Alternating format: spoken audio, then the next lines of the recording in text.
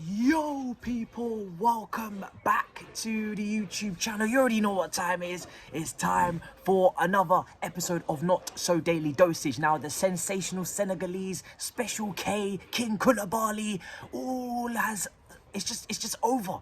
It's over. Chelsea, in a matter of days, have got this signing wrapped up. He's officially a Chelsea player, as well as Raheem Sterling, who was announced today as well. We already knew officially a Chelsea player. I'm very excited for these two new deals. A little bit of a downer coming later on in this video in terms of balancing out my mood for the day, Chelsea-wise. But for these two, absolutely just so excited to see them arriving. Sterling arrived in LA today. They officially announced it in front of the palm trees and the photos and whatnot. He put out his statement. Mason Mount spoke on him as well.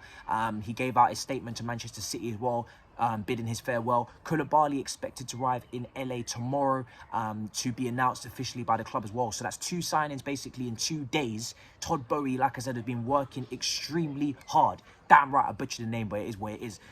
Very excited, man. Very excited.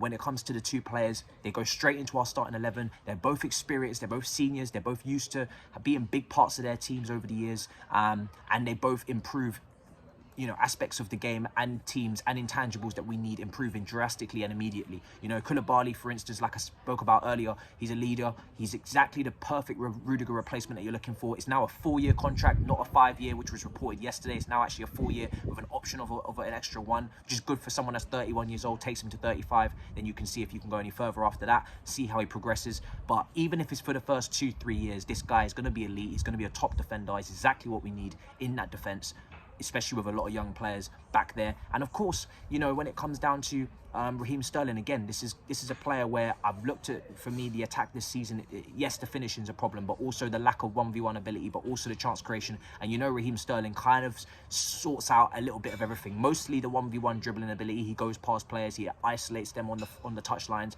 and takes them on the flanks. But also, if given the service, he can score some goals. He can give you 10 to 15 goals in the Premier League. He's shown that over the years, but the chance creation needs to be there. He's going to help the chance creation, but we also need to add more. So we need another attacker, but very excited for Raheem Sterling, and hopefully he's looking to once again, he shouldn't have to prove himself, but of course, when you're the highest paid player at the club, 310,000 a week, it looks like, 5-year deal, he's gonna have to go and prove once again that now he can lead, because he's always been, you know, part of a brilliant attack at Manchester City, but they have an array of options. There was a lot of rotation under Pep. Now he's going into a Chelsea team where he's going to be one of the main men. And hopefully won't be scapegoated, because we still need to bring in another player. We still need to sort out our own issues and make sure that we're fluid going forward.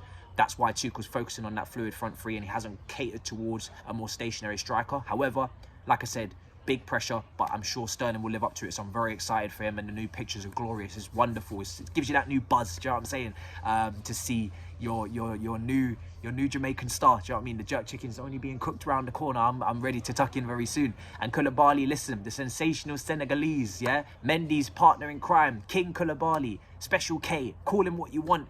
The cereal smacks, and so does he. I'm looking forward to what he contributes. Now, there's a little bit of a downer for me personally today.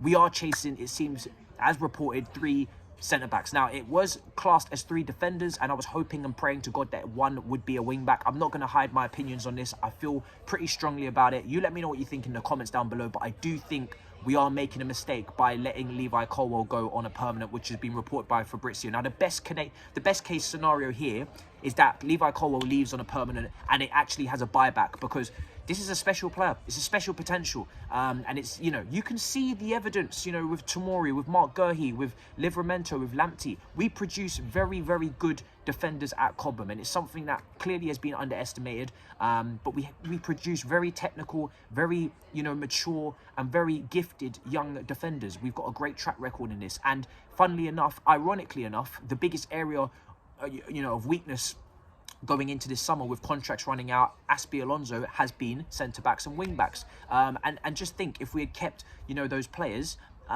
we would be fine. You know, we would have the next gen coming through. And Levi Colwill, for me, at 19 years old, is a top talent, man. He's done a fantastic season in the Championship, similar to what Tomori has done, what Gurhey has done, what Reece James has done. And for me, he was ready for that next step to be part of the team. Now, it apparently looks like he doesn't want to go out on loan.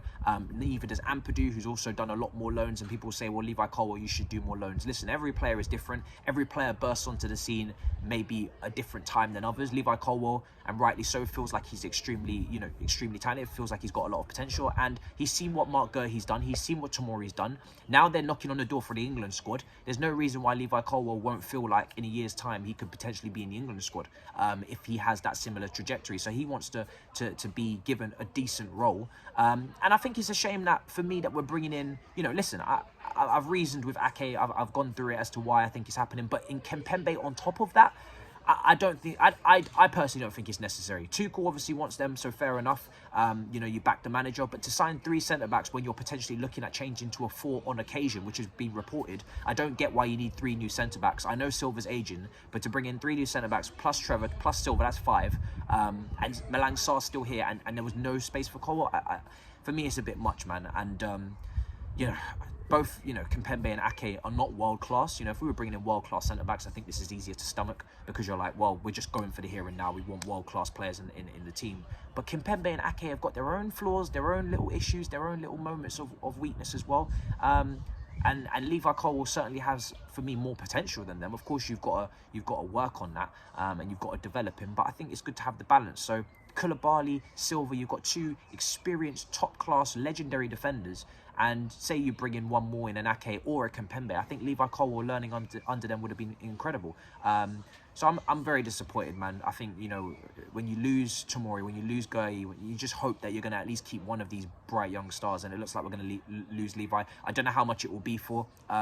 It's just a report that Fabrizio has put out that he's expected to leave. I would expect him to leave. People are going to blast him and say, oh, you know, why is this player not showing more commitment? Why is he not staying? Would you stay? You know, if you were a 19-year-old with a lot of talent, you've seen your 2 friends, Guehi and Tomori, go out and play regularly and smash it, and now they could even go to the World Cup, the both of them.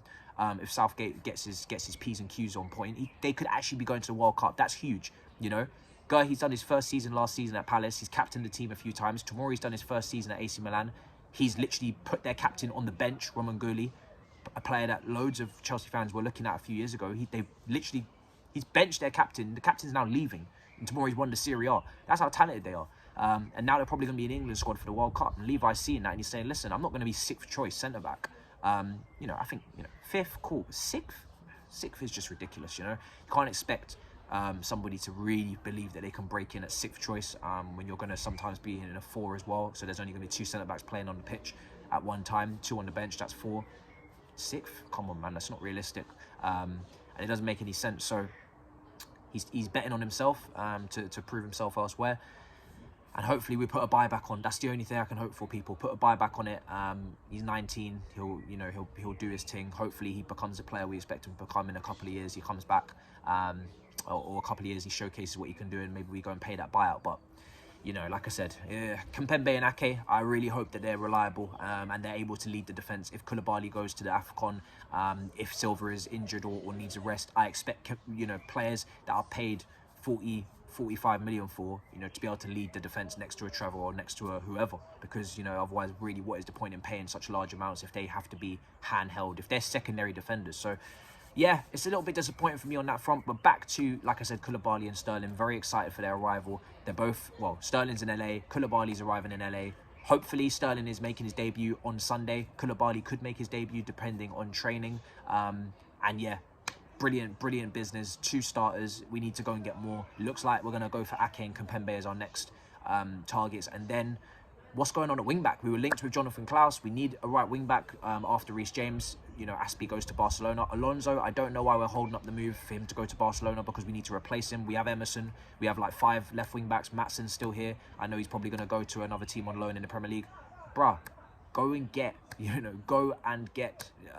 Alonso his passport and collect his things, pack his bags and get him to Barcelona as soon as possible before they change target and go for somebody else, before they actually come to their senses. So yeah, and then of course we still need that forward.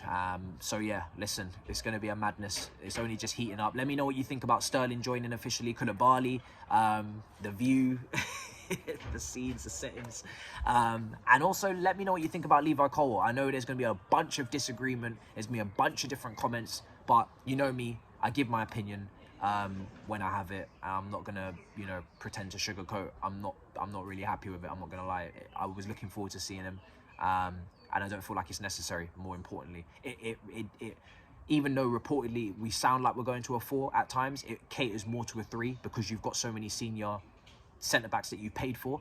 And I don't want to see us in a 3 as often as I did last year.